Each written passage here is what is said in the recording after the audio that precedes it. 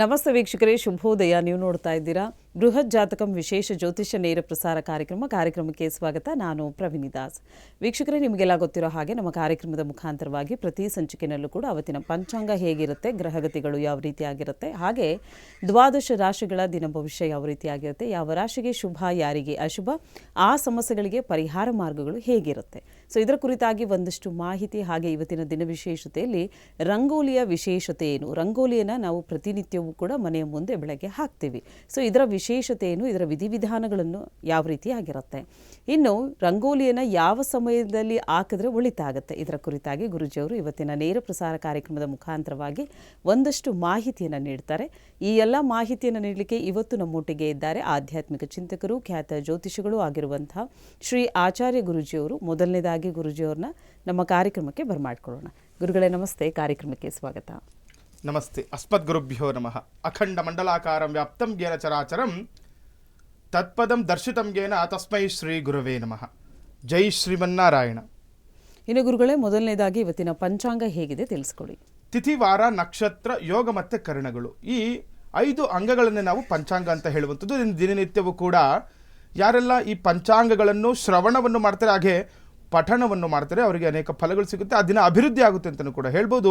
ಈ ದಿನ ಕ್ರೋಧಿನಾಮ ಸಂವತ್ಸರ, ದಕ್ಷಿಣಾಗಿನ ಹೇಮಂತ ಋತು, ಪುಷ್ಯಮಾಸದ ಈ ದಿನ ನೋಡಿ ಉತ್ತರಾಯಣ ಪ್ರಾರಂಭ ಆಗಿರುವಂಥದ್ದು. ನಿನ್ನೆಯಿಂದ ನಾವು ಉತ್ತರಾಯಣ ಪುಣ್ಯಕಾಲವನ್ನು ಕೂಡ ನಾವು ಪ್ರಾರಂಭವನ್ನು ಮಾಡಿದ್ದೀವಿ. ಹಾಗೆ ನೋಡಿ ಹೇಮಂತ ಋತು, ಉತ್ತರಾಯಣ, ಹೇಮಂತ ಋತು, ಪುಷ್ಯ ಮಾಸದ ಕೃಷ್ಣ ಪಕ್ಷದಲ್ಲಿ ನಾವಿರುವಂಥದ್ದು. ಕೃಷ್ಣ ಪಕ್ಷದ ಗುರುವಾರ ತೃತೀಯ ಬಂದಿರುವಂತಂದರೆ ಕೃಷ್ಣ ಪಕ್ಷದ 3ನೇ ದಿವಸ ತೃತೀಯ ಅಂತ ಹೇಳುವಂಥದ್ದು. ಆಶ್ಲೇಷ ನಕ್ಷತ್ರ, ಆಯುಷ್ಮಾನ್ ಯೋಗ, ವಣಿಜ ಕರಣವನ್ನು ಕೂಡ ನಾವು ಈ ಪಂಚಾಂಗಗಳಲ್ಲಿ ತಿಳ್ಕೊಬೋದಾಗಿದೆ. ಇನ್ನು ಈ ದಿನದ ರಾಹುಕಾಲ, ಗುಳಿಕ ಕಾಲ, ಹಾಗೆ ಯಮಗಂಡ ಕಾಲಗಳನ್ನು ಕೂಡ ನಾವು ಅವಶ್ಯಕವಾಗಿ ತಿಳ್ಕೊಬೇಕಾಗುತ್ತೆ. ಈ ದಿನ ರಾಹುಕಾಲ 1:55 3:21 ಈ ದಿನ ರಾಹುಕಾಲವನ್ನು ನೋಡ್ಬೋದು. ಇನ್ನು ಯಮಗಂಡ ಕಾಲ 6:46 8:12 ಈ ದಿನ ಯಮಗಂಡ ಕಾಲವನ್ನು ಕೂಡ ನೋಡ್ಬೋದಾಗಿದೆ. ಇನ್ನು ಗುಳಿಕ ಕಾಲ 9:38 11:04 ಈ ದಿನ ನಾವು ಗುಳಿಕ ಕಾಲವನ್ನು ಕೂಡ ತಿಳ್ಕೊಬೋದು. ಇನ್ನು ಬ್ರಾಹ್ಮಿ ಮುಹೂರ್ತ 5:06 5:56 ಈ ದಿನ ಬ್ರಾಹ್ಮಿ ಮುಹೂರ್ತವನ್ನು ಕೂಡ ನಾವು ತಿಳ್ಕೊಂಡಿದ್ದೀವಿ. ಇನ್ನು ಇವತ್ತಿನ ಸೂರ್ಯೋದಯ 6:46 ಸೂರ್ಯೋದಯವಾದರೆ ಸಂಜೆ ಸೂರ್ಯಾಸ್ತಮ ಕೂಡ 6:13 ಈ ದಿನ ಸೂರ್ಯಾಸ್ತಮವಾಗುವುದನ್ನು ಕೂಡ ನಾವು ಗಮನಿಸಬಹುದಾಗಿದೆ. ಇನ್ನು ವೀಕ್ಷಕರೇ, ದ್ವಾದಶ ರಾಶಿಗಳಲ್ಲಿ ಮೊದಲ 6 ರಾಶಿಗಳು ಯಾವ ರೀತಿಯಾಗಿದೆ, ಯಾವ ರಾಶಿಗೆ ಶುಭ, ಯಾರಿಗೆ ಅಶುಭ, ಹಾಗೆ ಆ ಸಮಸ್ಯೆಗಳಿಗೆ ಪರಿಹಾರ ಮಾರ್ಗಗಳು ಹೇಗಿವೆ ಅನ್ನೋದನ್ನು ಗುರುಜಿಯವರು ನಮಗೆ ತಿಳಿಸ್ಕೊಡ್ತಾರೆ. ಗುರುಗಳೇ, ಮೊದಲ 6 ರಾಶಿಗಳು ಹೇಗಿವೆ ತಿಳಿಸ್ಕೊಡಿ. ಪೂಜ್ಯ ರಾಘವೇಂದ್ರಾಗ ಸತ್ಯ ಧರ್ಮ ವ್ರತಾಗ ಚ ಭಜತಾಂ ಕಲ್ಪವೃಕ್ಷಾಗ ನಮತಾಂ ಕಾಮಧೇನವೇ. ಶುಭ ಗುರುವಾರ ತೃತೀಯ ಬಂದಿರುವಂಥದ್ದು. ಉತ್ತರಾಯಣ ಪುಣ್ಯಕಾಲದಲ್ಲಿ ವಿಶೇಷವಾಗಿರುವಂತಹ ಗುರುವಾರಗಳು ಯಾರೆಲ್ಲ ಗುರುರಾಯರನ್ನು ಪ್ರಾರ್ಥನೆ ಮಾಡ್ಕೊಳ್ತಾ ದಿನವನ್ನು ಪ್ರಾರಂಭ ಮಾಡ್ತಾರೆ ಅನುಕೂಲ ಆಗುತ್ತೆ ಅಂತಲೂ ಕೂಡ ಹೇಳ್ಬೋದು. ವ್ಯಾಪಾರ ಅಭಿವೃದ್ಧಿ ಕೂಡ ಆಗುವಂಥದ್ದು. ಈ ದಿನ ಮೇಷ, ವೃಷಭ, ಮಿಥುನ, ಕಟಕ, ಸಿಂಹ, ಕನ್ಯಾ, ತುಲಾ, ವೃಶ್ಚಿಕ, ಧನಸ್ಸು, ಮಕರ, ಕುಂಭ ಮತ್ತು ಮೀನರಾಶಿಗಳು, ಈ 12 ರಾಶಿಗಳ ಫಲಾನುಫಲಗಳನ್ನು ತಿಳ್ಕೊಳ್ಳುವಂಥದ್ದು. ಪ್ರಥಮವಾಗಿ ಮೇಷರಾಶಿ. ಮೇಷರಾಶಿಯವರಿಗೆ ಈ ದಿನ ಯಾರಿಗಾದರೂ ಹಣ ಕೊಟ್ಟರೆ ವಾಪಸ್ ಬರೋದಿಲ್ಲ ಅಂತ ಹೇಳ್ತಾ ಇದ್ದೀವಿ. ಯಾರೆಲ್ಲ ಮೇಷರಾಶಿಗಳಿರ್ತೀರಾ, ಹಣದ ಅಂದರೆ ದುಡ್ಡಿನ ವಿಚಾರವಾಗಿ ಏನಾದರೂ ಹಣ ಕೊಡಬೇಕು ಅಂದ್ಕೊಂಡಿದ್ರೆ, ಅಥವಾ ಸಾಲವಾಗಿ ಆಗಲಿ, ಅಥವಾ ಏನಾದರೂ ಹಣದ ಯಾರಿಗಾದ್ರೂ ಸಹಾಯ ಮಾಡಬೇಕು ಅಂದ್ಕೊಂಡಿದ್ರು ಕೂಡ ಈ ದಿನ ನೀವು ಮಾಡಬಾರ್ದು ಅಂತ ಹೇಳ್ತಾ ಇದೆ. ಯಾಕಂದರೆ ಹಣ ಏನಾದರೂ ನೀವು ಯಾರಿಗಾದ್ರೂ ಸಾಲವಾಗಿ ಕೊಡೋದು, ಆ ಥರ ಕೊಟ್ಟಾಗ ಅದು ವಾಪಸ್ ಬರಲ್ಲ ಅಂತ ಹೇಳ್ತಾ ಇದೆ. ಸುಮ್ಮನೆ ತೊಂದರೆಗಳು, ತೊಡಕುಗಳಾಗುವಂಥದ್ದು ಕೂಡ ನೀವು ಅನುಭವಿಸಬೇಕಾಗುತ್ತೆ ಹಣದ ವಿಚಾರವಾಗಿ. ಇನ್ನು ಸಹೋದರರಿಂದ ನೆಮ್ಮದಿ ಕೂಡ ಹಾಳಾಗುತ್ತೆ ಅಂತ ಹೇಳ್ತಾ ಇದೆ. ನೋಡಿ, ಸಹೋದರ ಅಂದರೆ ಯಾವ್ದಾದ್ರು ಅಣ್ಣ ತಮ್ಮಂದಿರಾಗಲಿ, ಅಕ್ಕ ತಂಗಿರಾಗಲಿ ಕೂಡ ನೆಮ್ಮದಿ ಹಾಳಾಗುವಂತಹ ದಿನ ಅಂತ ಹೇಳ್ಬೋದು. ಸುಮ್ಮನೆ ವಿನಾಕಾರಣ ಜಗಳಗಳು, ಮನಸ್ತಾಪಗಳು, ಏನೋ ಒಂದು ಆಗುವ ಕಲಹದ ನಿರೀಕ್ಷೆ ಇರುವಂಥದ್ದು ಕೂಡ ಇದನ್ನು ಇರುತ್ತೆ ಮೇಷರಾಶಿಯವ್ರಿಗೆ. ಹಾಗಾಗಿ ದಿನವನ್ನು ನೋಡಿಕೊಂಡು ಜಾಗ್ರತೆಯಾಗಿ ಕಳಿಬೇಕಾಗುತ್ತೆ. ಹಣದ ವಿಚಾರವಾಗಿ ಆಗಲಿ, ಮನೆಯಲ್ಲಿ ಕುಟುಂಬದಲ್ಲಿ ಆಗಲಿ, ಈ ರೀತಿ ಕಳಿಬೇಕಾಗುತ್ತೆ ಈ ದಿನ ಮೇಷರಾಶಿಯವರು. ಇನ್ನು ವೃಷಭ ರಾಶಿಯವ್ರಿಗೆ ನೋಡಿದಾಗ ಪ್ರತಿಯೊಂದು ವಿಷಯಗಳಲ್ಲಿ ಶಾಂತಿಯಿಂದ ನಿರ್ವಹಿಸುವುದು ತುಂಬ ಅಗತ್ಯ ಅಂತ ಹೇಳ್ತಾ ಇದೆ. ನೋಡಿ, ಎಲ್ಲೋ ಒಂದು ಹತ್ರ ಕೆಲಸ ಕಾರ್ಯ ಮಾಡ್ಕೊಳ್ತಾ ಇರ್ತೀರಾ, ಅಥವಾ ಮನೆಗಳಲ್ಲಿ ಆಗಲಿ ಯಾವಾಗ ನೀವು ಶಾಂತ ರೀತಿಯಾಗಿ ನೀವು ವರ್ತನೆ ಮಾಡ್ತೀರಾ, ಮಾಡುವಂತಹ ಕೆಲಸ ಕಾರ್ಯಗಳಲ್ಲಿ ಅಭಿವೃದ್ಧಿ ಆಗುತ್ತೆ, ಮನೆಯಲ್ಲಿ ಕೂಡ ನೆಮ್ಮದಿಯ ವಾತಾವರಣ ಕೂಡ ಸೃಷ್ಟಿಯಾಗುತ್ತೆ. ಆರ್ಥಿಕ ಒತ್ತಡಗಳು ಹೆಚ್ಚಾಗುವ ಸಾಧ್ಯತೆ ಇರುವುದರಿಂದ ಹಣಕಾಸಿನ ವ್ಯವಹಾರದಲ್ಲಿ ಮೇಲೆ ಹಿಡಿತ ಇರಬೇಕಾಗುತ್ತೆ. ಆರ್ಥಿಕವಾಗಿ ಸಂಕಷ್ಟ ಅನುಭವಿಸಬೇಕಾಗುತ್ತೆ ಅಂತ ಹೇಳ್ತಾ ಇದ್ದೀನಿ. ನಿಮಗೂ ಕೂಡ ಹಣದ ವಿಚಾರವಾಗಿ, ದುಡ್ಡಿನ ವಿಚಾರವಾಗಿ ಎಲ್ಲೋ ಕೊಟ್ಟಿರ್ತೀರಲ್ಲ, ಯಾರೋ ದುಡ್ಡು ಕೊಡ್ತೀನಿ ಅಂತ ಹೇಳ್ಬಿಟ್ಟಿರ್ತಾರೆ, ಆದರೆ ಹಣ ಬರುವುದಿಲ್ಲ ಇವತ್ತು ನಿಮಗೆ. ಹಾಗಾಗಿ ಸ್ವಲ್ಪ ಹಣದಿಂದ ಅಡೆತಡೆಗಳು, ತೊಂದರೆಗಳು ಉಂಟಾಗುವಂಥದ್ದು ಕೂಡ ಗೋಚಾರ ಫಲದಲ್ಲಿರೋದ್ರಿಂದ ನೀವು ನೋಡಿಕೊಂಡು ಈ ದಿನವನ್ನು ಕಳೆಯಬೇಕಾಗುತ್ತೆ ವೃಷಭ ರಾಶಿಯವರು. ಇನ್ನು ಮಿಥುನ ರಾಶಿಯವರಿಗೆ ನೋಡಿದಾಗ ಮಕ್ಕಳಿಗೆ ಹೆಚ್ಚಿನ ಪ್ರೀತಿ ತೋರಿಸುವುದು ತುಂಬ ಅಗತ್ಯ ಆಗಿರುವಂಥದ್ದು. ನೋಡಿ, ಯಾರೆಲ್ಲ ಮಿಥುನ ರಾಶಿಗಳಿರ್ತೀರಾ ಮಕ್ಕಳ ಮೇಲೆ ನಿಗಾ ವಹಿಸಬೇಕಾಗುತ್ತೆ. ಯಾಕಂದರೆ ಮನೆಯಲ್ಲಿ ನೀವು ಯಾವಾಗ ಎಷ್ಟು ಪ್ರೀತಿ ಕೊಡ್ತೀರಾ ಅಷ್ಟು ಮನೆಯ ಅಭಿವೃದ್ಧಿ ಆಗುವಂಥದ್ದು, ಮನೆಯಲ್ಲಿ ನೆಮ್ಮದಿಯ ವಾತಾವರಣ ಸೃಷ್ಟಿಯಾಗುವಂಥದ್ದು, ಸುಖ ಶಾಂತಿ ಸಿಗುವಂಥದ್ದು ಕೂಡ ಆಗುತ್ತೆ. ಯಾಕೆಂದರೆ ಮನೆಯಲ್ಲಿ ಯಾವಾಗ ಮಕ್ಕಳಲ್ಲಿ ನಾವು ಒಡನಾಟ ಚೆನ್ನಾಗಿರುತ್ತೆ, ಲವಲವಿಕೆಯಾಗಿರ್ತಾರೆ, ಮನೆಯು ಕೂಡ ತುಂಬ ವಿಶೇಷವಾಗಿ ಸಂಭ್ರಮದಿಂದ ಕೂಡಿರುತ್ತೆ ಅಂತಲೂ ಕೂಡ ಹೇಳ್ಬೋದು. ಮಿಥುನ ರಾಶಿಯವರಿಗೆ ಪತಿ ಪತ್ನಿಯರಲ್ಲಿ ಸಾಮರಸ್ಯ ಹೆಚ್ಚಾಗುವಂಥದ್ದು ನೋಡಿ. ಇದರಿಂದ ಏನಾಗುತ್ತೆ, ಪತಿ ಪತ್ನಿಯರಲ್ಲೂ ಕೂಡ ಒಂದು ಸಾಮರಸ್ಯ ಏರ್ಪಾಡಾಗುತ್ತೆ ಅಂತ. ಅಂದರೆ ಒಂದು ಏನಾದರೂ ಭಿನ್ನಾಭಿಪ್ರಾಯಗಳಿದ್ರೇನೋ ಅಥವಾ ಏನೋ ಮನಸ್ತಾಪಗಳಾಗಿದ್ರೂ ಕೂಡ ಅದೆಲ್ಲವೂ ಕೂಡ ತೊಲಗಿ ಒಳ್ಳೆಯ ದಿನಗಳನ್ನು ಕೂಡ ನೀವು ಇನ್ನು ಮುಂದೆ ನೋಡ್ಬೋದಾಗಿದೆ ಮಿಥುನ ರಾಶಿಯವರು. ಹಾಗೆ ಕರ್ಕಾಟಕ ರಾಶಿ, ನಿರುದ್ಯೋಗಿಗಳಿಗೆ ಶೀಘ್ರದಲ್ಲಿ ಉತ್ತಮ ಅವಕಾಶಗಳು ದೊರೆಯುತ್ತೆ ಅಂತ ಹೇಳ್ತಾ ಇದೆ ನೋಡಿ. ಎಲ್ಲ ಕರ್ಕಾಟಕ ರಾಶಿಗಳಿರ್ತೀರಾ, ತುಂಬ ಚೆನ್ನಾಗಿ ಕೆಲಸ ಮಾಡಬೇಕು, ಯೋಗ್ಯತೆ ಇದೆ ನಿಮಗೆ, ಕೆಲಸ ಚೆನ್ನಾಗಿ ಮಾಡ್ತಾ ಇರ್ತೀರಾ ಅಥವಾ ಚೆನ್ನಾಗಿ ಓದ್ಕೊಂಡ್ಬಿಟ್ಟಿರ್ತೀರಾ, ನಿಮಗೆ ಬೇಕಾಗಿರುವಂತಹ ಕೆಲಸ ಇಷ್ಟು ದಿನ ಸಿಕ್ಕಿರಲ್ಲ, ಆದರೆ ನೋಡಿ ನಿಮಗೆ ಉದ್ಯೋಗ ಅವಕಾಶಗಳು ಬರುವಂಥದ್ದು ಕೂಡ ಲಕ್ಷಣ ಇದೆ. ನಿಮಗೆ ತಕ್ಕಂತಹ ನೀವೇನು ಯೋಚನೆ ಮಾಡಿರ್ತೀರ ಅಂತ ಒಂದು ಉದ್ಯೋಗ ಸಿಗುವಂಥದ್ದು ಕೂಡ ಇದನ್ನು ನೋಡ್ಬೋದು ನೀವು.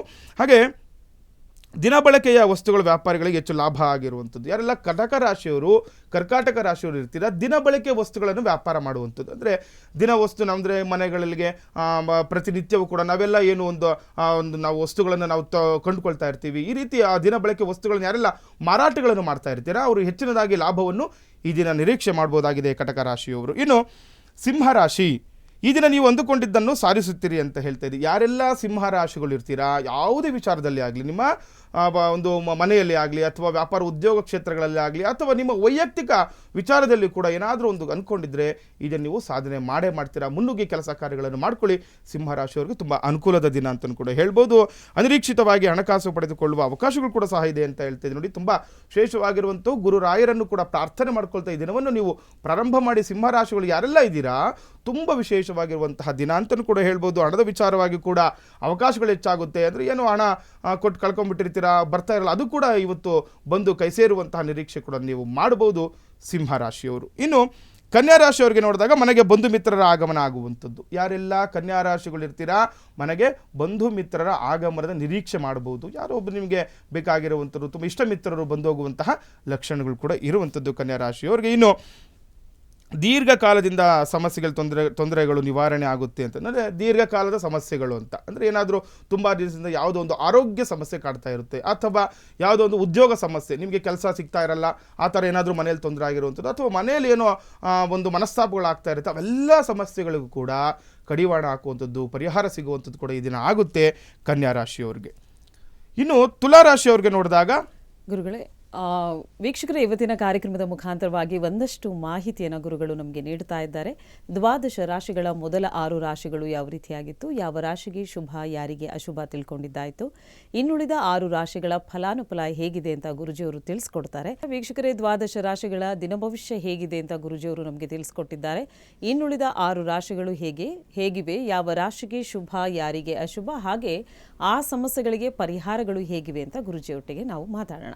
ಗುರುಗಳೇ, ಇನ್ನುಳಿದ 6 ರಾಶಿಗಳು ಹೇಗಿವೆ ತಿಳಿಸ್ಕೊಡಿ. ನೋಡಿ, ತುಲಾ ರಾಶಿಯವ್ರಿಗೆ ಈ ದಿನ ಪ್ರಯಾಣದಲ್ಲಿ ಎಚ್ಚರಿಕೆಯಿಂದ ಇರೋದು ಸೂಕ್ತ ಅಂತ. ಯಾರೆಲ್ಲ ತುಲಾ ರಾಶಿಗಳು ಇರ್ತೀರಾ, ಎಲ್ಲಾದರೂ ಪ್ರಯಾಣ ಇತ್ತು ಅಂತಂದರೆ ಅಥವಾ ನಿಮ್ಮ ವ್ಯಾಪಾರ ಉದ್ಯೋಗ ಕ್ಷೇತ್ರಗಳಿಗೆ ಹೋಗಿ ಬರುವಾಗ ಆಗಲಿ ಅಥವಾ ಎಲ್ಲಾದರೂ ದೂರದ ಪ್ರಯಾಣ ಏನಾದರೂ ಹಮ್ಮಿಕೊಂಡಿದ್ರೆ, ಎಲ್ಲಾದರೂ ಯಾವುದೋ ಒಂದು ಕಾರ್ಯದ ನಿಮಿತ್ತವಾಗಿ ನೀವೇನಾದರೂ ಪ್ರಯಾಣ ಇತ್ತು ಅಂತಂದರೆ ಎಚ್ಚರಿಕೆಯಿಂದ ಇರಬೇಕಾಗುತ್ತೆ. ಅಥವಾ ನೀವೇನಾದರೂ ವಾಹನ ಚಲಾವಣೆ ಮಾಡಬೇಕು ಅಂದ್ಕೊಂಡ್ರು ಕೂಡ ಬಹು ಎಚ್ಚರಿಕೆಯಿಂದ ನೀವು ಈ ದಿನ ವಾಹನವನ್ನು ಚಲಾವಣೆ ಮಾಡಬೇಕಾಗುತ್ತೆ. ಯಾಕಂದರೆ ಅಪಘಾತಗಳು ಆಗುವಂತಹ ಮುನ್ಸೂಚನೆ ಇರೋದ್ರಿಂದ ನೀವು ನೋಡಿಕೊಂಡು ವಾಹನವನ್ನು ಈ ದಿನ ಓಡಿಸಬೇಕಾಗುತ್ತೆ ತುಲಾರಾಶಿಯವರಿಗೆ. ಇನ್ನು ವೈದ್ಯ ವೃತ್ತಿ ಹಾಗೂ ಸಿನಿಮಾ ಕ್ಷೇತ್ರದವರಿಗೆ ಉತ್ತಮ ದಿನ ಅಂತಲೂ ಕೂಡ ಹೇಳ್ಬೋದು. ಯಾರೆಲ್ಲ ವೈದ್ಯಕೀಯವಾಗಿ ತೊಡಗಿಸ್ಕೊಂಡಿರ್ತೀರ, ನಿಮ್ಮನ್ನು ವೈದ್ಯಕೀಯ ಕ್ಷೇತ್ರದಲ್ಲಿ ನೀವು ಇರ್ತೀರಾ, ಮತ್ತು ಸಿನಿಮಾ ಕ್ಷೇತ್ರಗಳಲ್ಲಿ ಯಾರೆಲ್ಲ ಇರ್ತೀರಾ ಅವ್ರಿಗೂ ಕೂಡ ತುಂಬ ಉತ್ತಮವಾಗಿರುವಂತಹ ದಿನ ಹೇಳ್ಬೋದು. ಅವಕಾಶಗಳು ಹೆಚ್ಚಾಗುವಂಥದ್ದು ಕೂಡ ನೀವು ಈ ದಿನ ನೋಡ್ಬೋದಾಗಿದೆ ತುಲಾರಾಶಿಯವ್ರಿಗೆ. ಇನ್ನು ಗುರುಗಳೇ, ಒಂದು ಕಾರ್ಯಕ್ರಮದಲ್ಲಿ ಕರೆ ಸಿದ್ಧವಾಗಿದೆ, ನೋಡೋಣ.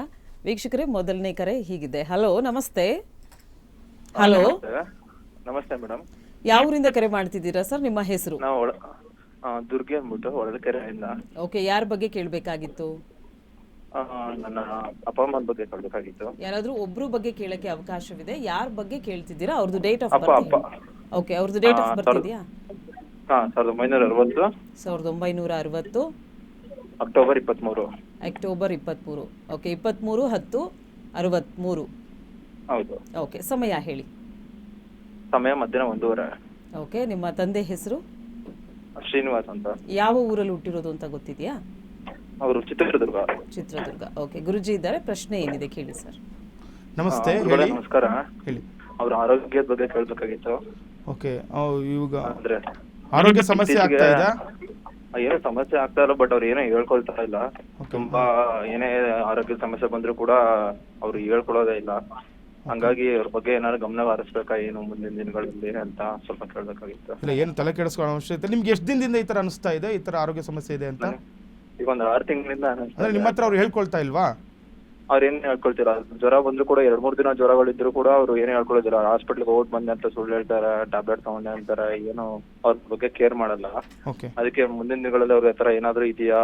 ಇಲ್ಲ ನೋಡಿ, ಈಗ ನೋಡಿ, ನಾವು ದಶಾಭುಕ್ತಿಗಳ ಕಾಲವನ್ನು ನೋಡುವಂಥದ್ದು. ಈಗ ವಿಶೇಷವಾಗಿ ಅವ್ರಿಗೆ ಶುಕ್ರ ದಶ ಪ್ರಾರಂಭ ಆಗಿದೆಯಪ್ಪ. ನೀವೇನು ತಲೆ ಕೆಡಿಸ್ಕೊಳ್ಳೋ ಅವಶ್ಯಕತೆ ಇಲ್ಲ. ಕೆಲವೊಂದು ವಿಚಾರಗಳಲ್ಲಿ ಅವ್ರು ಏನಾಗ್ಬಿಡುತ್ತೆ, ಈಗ ಮನೆಗಳಲ್ಲಿ ಹೇಳ್ಕೊಂಡ್ರೆ ಅವ್ರು ಯಾವ ರೀತಿ ರಿಯಾಕ್ಟ್ ಮಾಡ್ತಾರೆ ಅನ್ನೋ ಒಂದು ಭಯದಲ್ಲಿ ಅವ್ರು ಹೇಳ್ತಾ ಇರಲ್ಲ. ಹಾಗಾಗಿ ನೀವೇನು ತಲೆ ಕೆಡಿಸ್ಕೊಳ್ಳೋ ಅವಶ್ಯಕತೆ ಇಲ್ಲ. ಆರೋಗ್ಯದ ಕಡೆ ಗಮನ ಕೊಡಿ. ಒಂದ್ಸರಿ ನೀವೆಲ್ಲ ಸೇರಿ ಕುಲದೇವರಿಗೆ ಹೋಗ್ಬರ್ಬೇಕು ಅಂತ ಹೇಳ್ತಾರೆ. ಯಾಕಂದ್ರೆ ಇವರ ಜಾತಕಕ್ಕೆ ಒಂದು ಪಿತ್ರಾರ್ಜಿತ ಒಂದು ಶಾಪ ಇರುವಂಥದ್ದು ಕೂಡ ಹೇಳ್ತಾ ಇದೆ, ಒಂದು ಜಾತಕ ಮುಖಾಂತರವಾಗಿ. ಹಾಗಾಗಿ ಏನಾದರೂ ಇವರಿಗೆ ತೊಂದರೆಗಳಾಗ್ತಾ ಇದ್ರೆ, ಒಂದು ಕೆಲಸ ಕಾರ್ಯಗಳಲ್ಲಿ ಕೂಡ ಅಡೆತಡೆ ಆಗಿದ್ರೆ, ಅಥವಾ ಆರೋಗ್ಯ ಸಮಸ್ಯೆ ಪದೇ ಪದೇ ಕಾಡ್ತಾ ಇತ್ತಂದ್ರೆ ನೀವು ಕುಲದೇವರನ್ನು ನೀವು ವೀಕ್ಷಣೆ ಮಾಡಬೇಕಾಗುತ್ತೆ. ಯಾಕಂದ್ರೆ ಕೆಲವೊಂದು ನಾವು ಒಂದು ಕ್ಷೇತ್ರಗಳಿಗೆ, ಧಾರ್ಮಿಕ ಕ್ಷೇತ್ರಗಳಲ್ಲಿ ಹೋದ್ರೆ ಕೂಡ ಅಲ್ಲಿರುವ ಒಂದು ಪಾಸಿಟಿವ್ ಎನರ್ಜಿಯಿಂದ ನಮಗೆ ಯಾವುದೇ ರೋಗ ರುಜಿನಗಳಿದ್ರೂ ಕೂಡ ಅದು ನಮಗೆ ನಿವಾರಣೆ ಆಗುವಂಥದ್ದು ಕೂಡ ಇರುತ್ತೆ. ಹಾಗಾಗಿ ಇವಾಗ ವಿಶೇಷವಾಗಿರುವಂಥ ಮಾಘ ಸ್ನಾನ ಅಂತ ನೋಡಿ, ಈಗ ಮಾಘ ಮಾಸ ಇರುವಂಥದ್ದು. ಒಂದ್ಸರಿ ನೀವು ಎಲ್ಲಾದರೂ ಈ ನದಿ ತೀರಗಳಿಗೆ ಹೋಗಿ ಒಂದ್ಸರಿ ಸ್ನಾನ ಮಾಡಿಸ್ಕೊಂಡು ಕರ್ಕೊಂಬನ್ನಿ. ಯಾಕಂದರೆ ನೀವು ನೋಡ್ತಾ ಇರ್ತೀರಿ, ನಿಮಗೆ ಅವ್ರು ಹೇಳ್ತಾ ಇಲ್ಲ, ಅವ್ರು ಏನು ರೋಗ ಬಾಧೆ ಇದೆ ಅಂತ ನಿಮಗೆ ಗೊತ್ತಾಗಿಲ್ಲ ಅಂತಂದರೆ ಅದೆಲ್ಲ ತಲೆ ಕೆಡಿಸ್ಕೊಳ್ಳೋ ಅವಶ್ಯಕತೆ ಇಲ್ಲ. ಚೆನ್ನಾಗಿದ್ದಾರೆ, ಓಡಾಡ್ತಿದ್ದಾರೆ ಅಂತಂದರೆ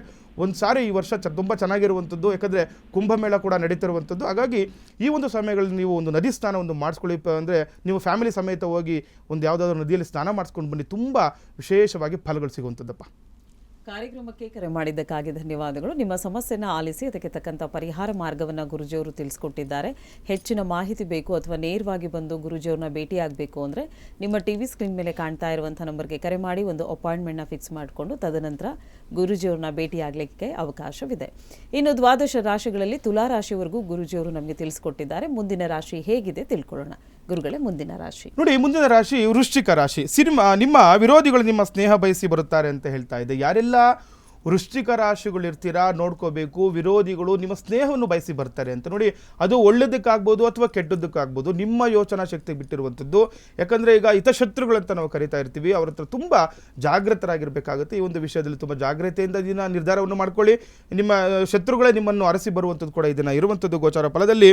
ಇನ್ನು ಕೃಷಿಕರಿಗೆ ತೋಟಗಾರಿಕೆಯಲ್ಲಿ ಹೆಚ್ಚಿನ ಲಾಭ ಇರುವಂಥದ್ದು ನೋಡಿ. ಯಾರೆಲ್ಲ ವೃಶ್ಚಿಕ ರಾಶಿಯವರು ಕೃಷಿಕರಿರ್ತೀರಾ, ಕೃಷಿಯಲ್ಲಿ ನಿಮ್ಮನ್ನು ನೀವು ತೊಡಗಿಸ್ಕೊಂಡಿರ್ತೀರಾ, ಅವರೆಲ್ಲರಿಗೂ ಕೂಡ ಹೆಚ್ಚಿನ ಲಾಭ, ಅಥವಾ ತೋಟಗಾರಿಕೆಯಲ್ಲಿ ನೀವು ಕೆಲಸಗಳನ್ನು ಮಾಡ್ತಾ ಇರ್ತಾರೆ ಅವರೆಲ್ಲರಿಗೂ ಕೂಡ ಹೆಚ್ಚಿನ ಲಾಭಾಂಶ ನಿರೀಕ್ಷೆ ಕೂಡ ಈ ದಿನ ಮಾಡಬಹುದು ವೃಶ್ಚಿಕ ರಾಶಿಯವರು. ಇನ್ನು ಧನಸ್ಸು ರಾಶಿ, ಈ ದಿನ ಮನೆಯಲ್ಲಿ ನಿಮ್ಮ ಬಗ್ಗೆ ಗೌರವ ಹೆಚ್ಚಾಗುವಂಥದ್ದು. ಯಾರೆಲ್ಲ ಧನಸ್ಸು ರಾಶಿಗಳಿರ್ತೀರಾ ಮನೆಯಲ್ಲಿ ಗೌರವ ಹೆಚ್ಚಾಗುತ್ತೆ. ಯಾಕಂದರೆ ನೋಡಿ, ಏನೋ ಒಂದು ಕೆಲಸ, ಒಳ್ಳೆ ಕೆಲಸಗಳು ಮಾಡುವಂಥದ್ದು ನೋಡಿ. ಯಾವಾಗ ಒಳ್ಳೆ ಕೆಲಸಗಳನ್ನು ಮಾಡ್ತಾ ಬರ್ತೀವಿ ಮನೆಯಲ್ಲಿ ಕೂಡ ಗೌರವ ಹೆಚ್ಚಾಗುವಂಥದ್ದು, ಮತ್ತು ಧನಧಾನ್ಯಾದಿ ಸಮೃದ್ಧಿ ಆಗುವಂಥದ್ದು ಕೂಡ, ಕುಟುಂಬದಲ್ಲಿ ಕೂಡ ಸಮೃದ್ಧಿಯನ್ನು ಕಾಣಬಹುದು. ಇನ್ನು ಆಸ್ತಿ ವಿವಾದಗಳಿಂದ ಆದಷ್ಟು ದೂರ ಇರಬೇಕಾಗುತ್ತೆ ನೋಡಿ. ಇಂಥ ಒಳ್ಳೆ ಒಂದು ವಿಚಾರದಂಥ ಸಮಯಗಳಲ್ಲಿ ಏನಾಗುತ್ತೆ, ಆಸ್ತಿ ವಿಚಾರವಾಗಿ ಕಲಹಗಳನ್ನು ಮಾಡಿಕೊಂಡ್ರೆ, ಜಗಳಗಳನ್ನು ಮಾಡಿಕೊಂಡ್ರೆ ಅದರಿಂದ ಅನಾನುಕೂಲ ಆಗುತ್ತೆ. ಹಾಗಾಗಿ ಆಸ್ತಿ ವಿಚಾರದಿಂದ ಸ್ವಲ್ಪ ದೂರ ಇರಬೇಕಾಗುತ್ತೆ ಕೆಲವು ದಿನಗಳು ಧನುಸ್ಸು ರಾಶಿಯವರು. ಇನ್ನು ಮಕರ ರಾಶಿಯವರಿಗೆ ನೋಡಿದಾಗ ಬ್ಯಾಂಕಿಂಗ್ ಸಂಬಂಧಪಟ್ಟ ವ್ಯವಹಾರದಲ್ಲಿ ಎಚ್ಚರಿಕೆಯಿಂದ ಇರುವುದು ಸೂಕ್ತ ಅಂತ ಹೇಳ್ತಾ ಇದ್ದೀವಿ. ಯಾರೆಲ್ಲ ಮಕರ ರಾಶಿಗಳಿರ್ತೀರಾ, ಬ್ಯಾಂಕಿಂಗ್ ಸಂಬಂಧಪಟ್ಟ ವಿಚಾರಗಳು, ಏನೋ ಸಾಲದ ಮೊರೆ ಹೋಗಿರ್ತೀರಾ, ಅಥವಾ ಬ್ಯಾಂಕಲ್ಲಿ ಸಾಲ ಮರುಪಾವತಿಗೇನೋ ಅಥವಾ ಏನೋ ಒಂದು ಕೆಲಸ ಕಾರ್ಯ ಮಾಡಬೇಕು ಅಂದ್ಕೊಂಡಿರ್ತೀರ, ಸ್ವಲ್ಪ ಕಷ್ಟದ ವಾತಾವರಣ ನಿಮಗೆ ಒಂದು ಮುಂದೆ ಇರುವಂಥದ್ದು. ಹಾಗಾಗಿ ಎಚ್ಚರಿಕೆಯಿಂದ ಕೆಲಸ ಕಾರ್ಯಗಳನ್ನು ಮಾಡ್ಕೊಳ್ಬೇಕು, ಬಹು ಎಚ್ಚರಿಕೆಯಿಂದ ಇರಬೇಕಾಗುತ್ತೆ. ತುಂಬ ಜಾಗ್ರತೆಯಾಗಿ ಬ್ಯಾಂಕಿಂಗ್ ವಿಚಾರಗಳಲ್ಲಿ ನೀವು ಅದು ಎಲ್ಲ ನೋಡಿಕೊಂಡು ಕೆಲಸ ಕಾರ್ಯಗಳನ್ನು ಮಾಡ್ಕೊಳ್ಳಿ. ಹಿಂದೆ ಮುಂದೆ ಯೋಚನೆ ಮಾಡಿ, 2 ಬಾರಿ ಯೋಚನೆ ಮಾಡಿ ಕೆಲಸ ಕಾರ್ಯಗಳನ್ನು ಮಾಡ್ಕೊಳ್ಬೇಕು. ಮತ್ತು ಕೈಗೊಂಡ ಕಾರ್ಯಗಳು ಯಶಸ್ವಿಯಾಗಲಿದೆ ಅಂತ ಹೇಳ್ತೇವೆ ನೋಡಿ. ಯಾವುದಾದ್ರೂ ಕೆಲಸ ಕಾರ್ಯ ಮಾಡಬೇಕು ಅಂದ್ಕೊಂಡಿದ್ರೆ ಅದು ಯಶಸ್ವಿಯಾಗಿ ಕೆಲಸ ಕಾರ್ಯ ನಡೆಯುತ್ತೆ ಅಂತ ಕೂಡ ಹೇಳ್ತಾ ಇದ್ದೀನಿ. ಇನ್ನು ಆರೋಗ್ಯದ ಬಗ್ಗೆ ಗಮನವನ್ನು ಕೊಡಬೇಕಾಗುತ್ತೆ ಮಕರ ರಾಶಿಯವರು.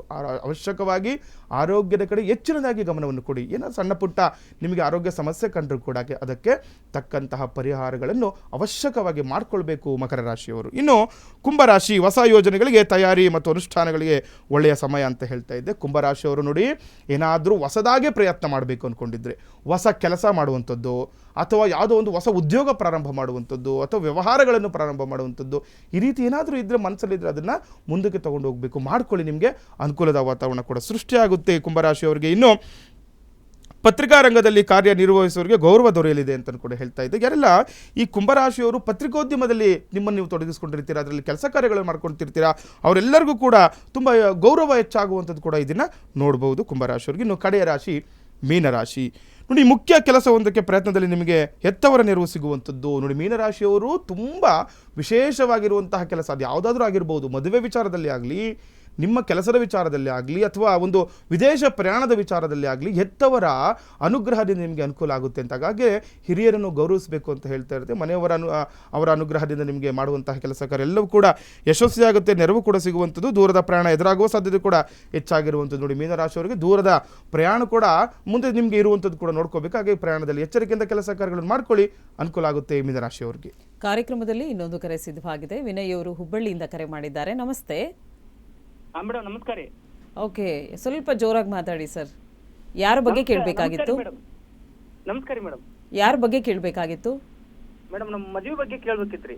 ಓಕೆ, ಹುಟ್ಟಿದ ದಿನಾಂಕ ಸಮಯ ಇದೆಯಾ? ಮೇಡಮ್ ಟೈಮ್ ಗೊತ್ತಿಲ್ರಿ, ಡೇಟ್ ಗೊತ್ತೈತ್ರಿ. 23/5/1998 ರೀ. ಓಕೆ, ಕವಡೆ ಶಾಸ್ತ್ರದ ಮುಖಾಂತರವಾಗಿ ಹೇಳ್ತಾರೆ ಗುರುಜಿಯವರು. ಗುರುಜಿ ಒಟ್ಟಿಗೆ ಮಾತಾಡಿ. ನಮಸ್ತೆಪ್ಪ. ನಮಸ್ತೆ ಸರ್. ನಮಸ್ತೆ ಹೇಳಿ ಸರ್.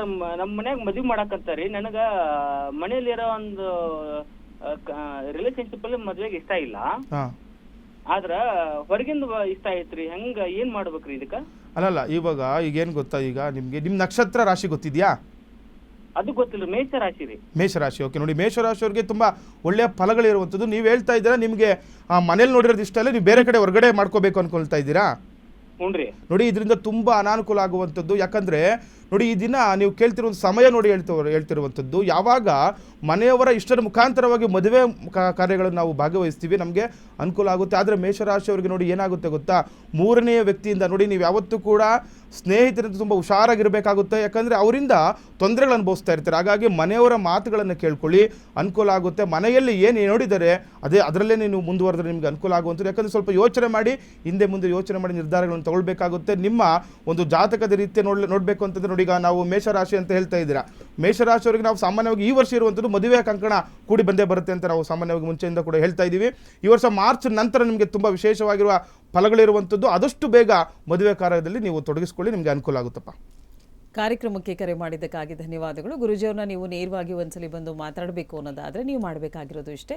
ನಿಮ್ಮ ಟಿವಿ ಸ್ಕ್ರೀನ್ ಮೇಲೆ ಕಾಣ್ತಾ ಇರುವಂಥ ನಂಬರ್ಗೆ ಕರೆ ಮಾಡಬೇಕಾಗುತ್ತೆ. ಗುರುಜಿಯವರು ಇದೇ ಬೆಂಗಳೂರಿನ ಅಂಚೆಪಾಳ್ಯದಲ್ಲಿರುವಂಥ ಕಚೇರಿನಲ್ಲಿ ಸಿಗ್ತಾರೆ ಅಂತ ಹೇಳ್ತಾ, ಇನ್ನು ವೀಕ್ಷಕರೇ, ಕಾರ್ಯಕ್ರಮದ ಕೊನೆಯ ಹಂತಕ್ಕೆ ತಲುಪಿದ್ದೀವಿ. ಇವತ್ತಿನ ದಿನ ವಿಶೇಷತೆಗೆ ಹೋಗೋಣ. ಇವತ್ತಿನ ದಿನ ವಿಶೇಷತೆಯಲ್ಲಿ ರಂಗೋಲಿಯ ಮಹತ್ವತೆಯ ಕುರಿತಾಗಿ ಒಂದಷ್ಟು ಮಾಹಿತಿಯನ್ನು ಗುರುಗಳು ನೀಡ್ತಾ ಇದ್ದಾರೆ. ಪ್ರತಿದಿನ ಬೆಳಗ್ಗೆ ನಾವು ರಂಗೋಲಿಯನ್ನು ಮನೆ ಮುಂದೆ ಹಾಕ್ತೀವಿ. ಈ ರಂಗೋಲಿಯನ್ನು ಯಾಕೆ ಹಾಕಬೇಕು, ಜೊತೆಗೆ ಯಾವ ಸಂದರ್ಭದಲ್ಲಿ ಹಾಕಬೇಕು, ಯಾವ ಸಮಯದಲ್ಲಿ ರಂಗೋಲಿಯನ್ನು ಹಾಕೋದ್ರಿಂದ ಉಳಿತಾಗತ್ತೆ, ಇದಕ್ಕೆ ವಿಧಿವಿಧಾನಗಳು ಯಾವ ರೀತಿಯಾಗಿದೆ, ಕ್ರಮಗಳು ಹೇಗಿವೆ, ಗುರುಜಿಯವರು ನಮಗೆ ತಿಳಿಸ್ಕೊಡ್ತಾರೆ. ಗುರುಗಳೇ, ಇವತ್ತಿನ ದಿನ ವಿಶೇಷತೆ ನೋಡಿ, ಈ ರಂಗೋಲಿ ಅನ್ನುವಂಥದ್ದು ನಮ್ಮ ಹಿಂದೂ ಧರ್ಮದಲ್ಲಿರುವಂತಹ ತುಂಬ ವಿಶೇಷವಾಗಿರುವಂತಹ ಒಂದು ಸಂಪ್ರದಾಯ. ನಮ್ಮ ಹಿಂದೂ ಧರ್ಮವನ್ನು ಹೇಳ್ಬೋದು ಸಂಪ್ರದಾಯಗಳ ಖಜಾನೆ ಅಂತಲೂ ಕೂಡ ಇದನ್ನು ನಾವು ಹೇಳ್ಬೋದಾಗಿದೆ. ಯಾಕಂದರೆ ತುಂಬ ವಿಶೇಷವಾಗಿ ಸಂಪ್ರದಾಯಗಳನ್ನು ನಾವು ಮಾಡ್ಕೊಳ್ತಾ ಬರ್ತಾ ಇದ್ದೀವಿ. ಇದರಲ್ಲಿ ಒಂದು ರಂಗೋಲಿ ಅಂತ ನೋಡಿ, ಯಾರು ಪ್ರಾತಃ ಕಾಲದಲ್ಲಿ ಸೂರ್ಯೋದಯಕ್ಕೂ ಮುಂಚೆ ಹಾಕಬೇಕು ಅಂತ ಹೇಳ್ತಾರೆ ರಂಗೋಲಿ. ಸೂರ್ಯೋದಯ ಆದಮೇಲೆ ಯಾವಾಗೂ ಮಾಡೋದಲ್ಲ ಅದು. ಸೂರ್ಯೋದಯಕ್ಕೂ ಮುಂಚೆ ಯಾರು ಸಗಣಿ ನೀರನ್ನು ಚೆಲ್ಲಿ ರಂಗೋಲಿಯನ್ನು ಹಾಕ್ತಾರೆ, ಅವರ ಮನೆ ಅಭಿವೃದ್ಧಿ ಆಗುತ್ತೆ ಅಂತ ಶಾಸ್ತ್ರ ಹೇಳುತ್ತೆ. ಹಾಗಾಗಿ ಇದರ ಕ್ರಮ ಏನು, ಯಾವ ರೀತಿ ಮಾಡಬೇಕು ಅಂತ ನೋಡ್ಕೊಳ್ಬೇಕು. ನೋಡಿ, ಯಾವ ಮನೆಯಲ್ಲಿ ಯಾರೆಲ್ಲ ಒಂದು ಹೆಂಗಳೆಯರಿರ್ತಾರೆ, ಒಂದು ಹೆಣ್ಮಕ್ಳು ಇರ್ತಾರೆ, ಪ್ರಾತಃ ಕಾಲದಲ್ಲಿ ಸೂರ್ಯೋದಯಕ್ಕೂ ಮುಂಚೆ ಎದ್ದು ಈ ಸಗಣಿ ನೀರನ್ನು ಮನೆ ಮುಂದೆ ಹಾಕಬೇಕಾಗುತ್ತೆ. ತುಂಬ ವಿಶೇಷ ನೋಡಿ, ಇದು ಸಗಣಿ ನೀರನ್ನು ಹಾಕುವುದೇ ತುಂಬ ವಿಶೇಷ. ಸಗಣಿ ನೀರನ್ನು ಹಾಕಿ ರಂಗೋಲಿಗಳನ್ನು ಹಾಕಬೇಕಾಗುತ್ತೆ ಮನೆ ಮುಂದೆ. ಯಾಕಂದರೆ ನೋಡಿ, ರಂಗೋಲಿ ಯಾವ ರೀತಿ ಹಾಕಿದರೆ ನೋಡಿ, ಆ ಮನೆಯಲ್ಲಿರುವ ಕಲಾ ನೈಪುಣ್ಯತೆ ಯಾವ ರೀತಿ ಇದನ್ನು ನೋಡ್ತಾ ಇದ್ರಂತೆ ಇಂದಿನ ದಿನಗಳಲ್ಲಿ. ಅಂದರೆ ಆ ಮನೆ ಯಾವ ರೀತಿ ಇದೆ, ಆ ಮನೆಯಲ್ಲಿರುವ ಜನರು ಅವರ ಮನಸ್ಥಿತಿಗಳು ಅದನ್ನು ಕೂಡ ಅರ್ಥ ಮಾಡ್ಕೊಳ್ತಿದ್ರಂತೆ. ಇದ್ರ ಜೊತೆಯಲ್ಲಿ ಯಾಕೆ ನಾವು ರಂಗೋಲಿ ಹಾಕಬೇಕು ತಿಳ್ಕೊಬೇಕಾಗುತ್ತೆ. ಪ್ರಥಮವಾಗಿ ನೋಡಿ, ಈಗ ಸಗಣಿ ನೀರನ್ನು ನಾವು ಹಾಕ್ತೀವಿ, ಅದರಲ್ಲಿ ಎಷ್ಟೋ ಈ ಕ್ರಿಮಿಕೀಟಗಳನ್ನು ನಾಶ ಮಾಡುವಂತಹ ಒಂದು ಏನಿದೆ ಸಗಣಿಯಲ್ಲಿ ಹೇಳ್ತಾರೆ ನೋಡಿ, ಪೆನ್ಸಿಲಿನ್ ಎಂಬ ಒಂದು ರೋಗ ನಿರೋಧಕ ಶಕ್ತಿ ಇದೆ ಅಂತೆ ಆ ಸಗಣಿಯಲ್ಲಿ. ಇದನ್ನು ಹಾಕಿದಾಗ ಅಲ್ಲಿರುವ ಪರಿಸರದಲ್ಲಿ ಏನಾದರೂ ತೊಂದರೆಗಳು ಅಥವಾ ಏನೋ ಮಾರಣಾಂತಿಕ ರೋಗಗಳು ಬರುವಂಥದ್ದನ್ನೆಲ್ಲ ಅದು ಅಲ್ಲೇ ಮನೆಯಿಂದ ಹೊರಗಡೆನೆ ಅದು ತಡೆ ಹಿಡಿಯುತ್ತೆ ಅಂತ ಹಾಗಾಗಿ ಇದನ್ನು ಮಾಡ್ಕೊಳ್ಳುವಂಥದ್ದು. ಅದರ ಜೊತೆಯಲ್ಲಿ ನೋಡಿ, ನಾವು ಸಾಮಾನ್ಯವಾಗಿ ನಾವು ರಂಗೋಲಿ ಹಾಕುವಾಗ ಮಾಡ್ತಾ ಇರ್ತೀವಿ. ಬೆಳಗ್ಗೆ ಪ್ರಾತಃ ಕಾಲದಲ್ಲಿ ಎದ್ದು ಇದು ರಂಗೋಲಿ ಹಾಕೊಂಡಾಗ ಈಗ ಭಿಕ್ಷೆ ಬೇಡಕ್ಕೆ ಬರ್ತಾ ಇರ್ತಾರೆ ನೋಡಿ. ಈಗ ಹಿಂದೆಲ್ಲ ಯಾಕೆ ರಂಗೋಲಿಗಳು ಆಗ್ತಿದೆ ಅಂದರೆ, ಈಗ ಬೌದ್ಧ ಭಿಕ್ಷುಗಳಾಗಲಿ, ಈಗ ಬ್ರಾಹ್ಮಣ ಒಂದು ಭಿಕ್ಷುಗಳಾಗಲಿ, ಭಿಕ್ಷೆ ಬೇಡುವವರು ಬಂದಾಗ ಯಾರ ಮನೆ ಮುಂದೆ ರಂಗೋಲಿ ಇರುತ್ತೆ ಅಲ್ಲಿ ಮಾತ್ರ ಭಿಕ್ಷೆ ಬೇಡ್ತಾ ಇದ್ರಂತೆ. ಯಾಕಂದರೆ ಈ ರಂಗೋಲಿ ಅನ್ನುವಂಥದ್ದು ತುಂಬ ಶುಭದ ಸಂಕೇತ ಅಂತ. ಯಾರ ಮನೆ ಮುಂದೆ ರಂಗೋಲಿ ಇಲ್ಲ ಆ ಮನೆಯಲ್ಲಿ ಏನೋ ಒಂದು ಅಶುಭ ಕಾರ್ಯ ನಡೀತಾ ಇದೆ ಅಂತ ತಿಳ್ಕೊಳ್ತಾ ಇದ್ರಂತೆ. ಯಾಕೆ ನೋಡಿ, ಇದನ್ನು ತಿಳ್ಕೊಬೇಕು, ಯಾಕೆ ರಂಗೋಲಿ ಹಾಕಬೇಕು ಅಂತ. ಯಾರ ಮನೆ ಮುಂದೆ ರಂಗೋಲಿ ಇರಲ್ಲ ಆ ಮನೆಯಲ್ಲಿ ಯಾರಿಗೋ ರೋಗ ಬಾಧೆ ಇದೆ ಅಂತ. ಯಾಕಂದರೆ ರೋಗ ಬಾಧೆ ಇದ್ದರೆ ಮನೆ ಮುಂದೆ ರಂಗೋಲಿ ಹಾಕಲ್ಲ. ಮತ್ತು ಮನೆಯಲ್ಲಿ ಏನೋ ಮನಸ್ತಾಪಗಳು, ಸುಮ್ಮನೆ ವಿನಾಕ ಒಂದು ಕಲಹಗಳು ಹೆಚ್ಚಾಗಿರುತ್ತೆ. ಮತ್ತು ಏನಾದರೂ ಆ ಮನೆಯಲ್ಲಿ ಅಶುಭ ಕಾರ್ಯ ನಡೀತಾ ಇತ್ತು ಅಂತಂದರೆ ರಂಗೋಲಿ ಹಾಕಲ್ಲ ಅಂತ ಇದೆ. ಅದ್ರ ಜೊತೆನೂ ಕೂಡ ಈಗ ನೋಡಿ, ನಾವು ತೋರಣಗಳು ಕೂಡ ಕಟ್ತಾ ಇರ್ತೀವಿ. ತೋರಣಗಳು ಕೂಡ ಅದನ್ನು ಕೂಡ ನೋಡಿ ಅವಾಗೆಲ್ಲ ಋಷಿಮುನಿಗಳು ಭಿಕ್ಷಾಟನೆ ಮಾಡ್ತಾ ಇದ್ರು. ಅವಾಗೆಲ್ಲ ಒಂದು ರಾಗಿಗಾಗಲಿ, ಭತ್ತ ಆಗಲಿ, ಗೋಧಿಗಾಗಲಿ ಎಷ್ಟಾದರೂ ಅವರು ಕಿಂಚಿತ್ತು ಸ್ವಲ್ಪ ಧಾನ್ಯಗಳನ್ನು ಅವರು ದಾನವನ್ನು ಮಾಡ್ತಿತ್ತು. ಮುಂಚೆಲ್ಲ ನಮ್ಮ ಜೀವನನೂ ಕೂಡ ಹಂಗಿತ್ತು. ಬ್ರಾಹ್ಮಣನು ಕೂಡ ಒಬ್ಬ ಭಿಕ್ಷೆ ಬೇಡಿನೂ ಕೂಡ ಜೀವನ ಮಾಡುವಂಥದ್ದು. ಬ್ರಾಹ್ಮಣ ಕರ್ಮದಲ್ಲೇ ಹೇಳುತ್ತೆ, ಯಜನ ಯಾಜನ ದಾನ ಪ್ರತಿಗ್ರಹ ಅಂತ. ಅಂದರೆ ಯಜನ ಯಾಜನ ಅಧ್ಯಯನ ಅಧ್ಯಾಪನ ದಾನ ಪ್ರತಿಗ್ರಹ ಅಂತ. ಅಂದರೆ ಒಬ್ಬ ಬ್ರಾಹ್ಮಣನಿಗೆ ಯಜನ ಯಾಜನ ಅಂತ ಅಂದರೆ ಏನಾದರೂ ಯಜ್ಞ ಮಾಡಿಸುವಂಥದ್ದು ಅಥವಾ ಯಜ್ಞ ಮಾಡಿಕೊಳ್ಳುವಂಥದ್ದು, ಮತ್ತು ಏನೋ ಅಭ್ಯಾಸಗಳನ್ನು ಅಧ್ಯಯನ ಮಾಡುವಂಥದ್ದು ಅಥವಾ ಅಧ್ಯಯನ ಮಾಡಿಕೊಳ್ಳುವಂಥದ್ದು, ಮತ್ತು ದಾನ ಮಾಡುವಂಥದ್ದು, ಮತ್ತು ದಾನವನ್ನು ತೆಗೆದುಕೊಳ್ಳುವಂಥದ್ದು, ಇದೆಲ್ಲ ಈ ಕರ್ಮಗಳು ಅಂತ ಬರುತ್ತೆ. ಈ ರೀತಿ ದಾನ ಯಾವಾಗ ಒಂದು ಮನೆಯ ಮುಂದೆ ರಂಗೋಲಿ ಇರುತ್ತೆ ಅಲ್ಲಿ ಹೋಗಿ ಭಿಕ್ಷಾಟನೆಗಳನ್ನು ಮಾಡ್ತಾ ಇದ್ರು. ಹಾಗಾಗಿ ಆ ಒಂದು ಭಿಕ್ಷಾಟನೆ ಮಾಡಿದಾಗ ಮನೆ ಕೂಡ ಅಭಿವೃದ್ಧಿ ಆಗುತ್ತೆ. ಯಾರಿಗಾದ್ರೂ ನೋಡಿ, ಭವತಿ ಭಿಕ್ಷಾನ್ ದೇಹಿ ಅಂತ ಮನೆ ಮುಂದೆ ಬರ್ತಾರೆ. ಅವರಿಗೆ ಭಿಕ್ಷೆಯನ್ನು ನೀಡಿದಾಗ, ನಮ್ಮ ಯಥಾಶಕ್ತಿ ಭಿಕ್ಷೆಯನ್ನು ನೀಡಿದಾಗ ಅವರ ಪುಣ್ಯ ಫಲದಿಂದ ನಮ್ಮ ಮನೆ ಕೂಡ ಅಭಿವೃದ್ಧಿ ಆಗುತ್ತೆ ಅಂತ ಸಂಕೇತ ಇರುವಂಥದ್ದು. ಹಾಗಾಗಿ ಯಾರೆಲ್ಲ ಪ್ರತಿನಿತ್ಯವೂ ಕೂಡ ಈಗ ಸಾಮಾನ್ಯವಾಗಿ ಹೇಳ್ತಾ ಇರ್ತಾರೆ, ಈಗಿನ ಕಾಲದವರು ಸಗಣಿನೇ ಮುಟ್ಟಕ್ಕೆ ಇದನ್ನು ಮಾಡ್ತಾರೆ ಅಂತ. ಅದು ಒಂದು ರೀತಿ ಏನಾಗುತ್ತೆ ಗೊತ್ತಾ, ಈಗಿರುವ ಕಾಲದಲ್ಲಿ ಅವರೇ ಅಲ್ಲ, ನಾವು ಕೂಡ ಮುಟ್ಟಕ್ಕಾಗಲ್ಲ. ಯಾಕಂದರೆ ಈಗ ಒಂದು ಬೆಂಗಳೂರು ಅಂತ ಒಂದು ಗ್ರಾಮಗಳಲ್ಲಿ ಈ ಸಗಣಿ ನೋಡಿದಾಗ ಅದು ಬೇರೆ ಥರನೇ ಸ್ಮೆಲ್ ಇರುತ್ತೆ. ಅಂದರೆ ಅದು ಆ ಸುವಾಸನೆ ಬರ್ತಾ ಇರಲ್ಲ, ಬೇರೆ ಥರನೇ. ಯಾಕೆಂದರೆ ನಾವು ಕೂಡ ಅದನ್ನು ಗಮನಿಸಿದ್ದೀವಿ. ಯಾಕಂದರೆ ಈಗ ಹೇಳ್ತಾರೆ, ಈಗ ಹೆಣ್ಮಕ್ಳನ್ನ ಈ ರೀತಿ ಚೆನ್ನಾಗಿಲ್ದಿರ ಒಂದು ಸಗಣಿ ಕೊಟ್ಬಿಟ್ಟು ಮುಟ್ಟೊಂದು ಯಾರು ಸಹ ಮುಟ್ತಾರೆ, ಅದನ್ನು ಈಗ ಬೇರೆ ಥರನೇ ಹೇಳ್ಬಿಡ್ತಾರಲ್ಲ.